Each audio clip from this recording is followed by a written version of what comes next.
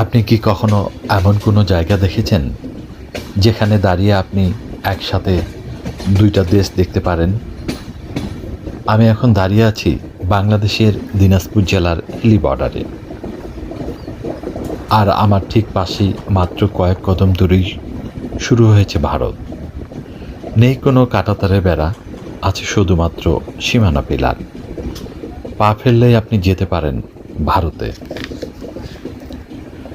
সবচেয়ে অবাক করা বিষয় হচ্ছে এখানে নেই কোনো কাঁটাতারে বেড়া, নেই সেই কঠোর বিভাজন যা আমরা সাধারণত অন্য কোনো সীমান্তে দেখে থাকি।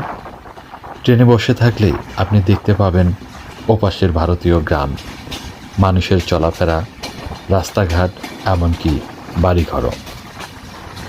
এই হিলি রেললাইনটি বাংলাদেশের ভেতরে হলেও এটি ভারতের সীমান্তের একদম গা ঘেঁষে অবস্থিত।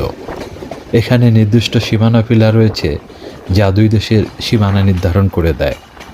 অদ্ভুত বিষয় হলো রেল লাইনের এক পাশ বাংলাদেশ আর অন্য পাশটা ভারত। এমন দৃশ্য পৃথিবীর খুব কম জায়গাতেই দেখা যায়। এখানে বসবাসকারী মানুষের জন্য বিষয়টা একেবারেই স্বাভাবিক। প্রতিদিন তারা দেখে দুই দেশের মানুষের জীবনযাত্রা। একই আকাশ, একই বাতাস, কিন্তু আলাদা পরিচয়। ওপাশে ভারতের গ্রাম, মানুষজন হাঁটছে, কাজ করছে, আর এপাশে বাংলাদেশে চলছে ট্রেন, যাত্রীদের ব্যস্ততা। সব কিছুই যেন পাশাপাশি থেকেও আলাদা এক বাস্তবতা তৈরি করেছে। যদিও এখানে কাঁটাতারে বেড়া নেই, তবুও নিরাপত্তা ব্যবস্থা পুরোপুরি সচল। ভারতের দিকে রয়েছে বিএসএফ আর বাংলাদেশের দিকে রয়েছে সীমান্তরক্ষী বাহিনী। তারা সবসময় নজর রাখছে যেন কোনো অবৈধ অনুপ্রবেশ বা সমস্যা না হয়। হিলি সীমান্তের এই বিশেষত্বের পেছনে রয়েছে ইতিহাস।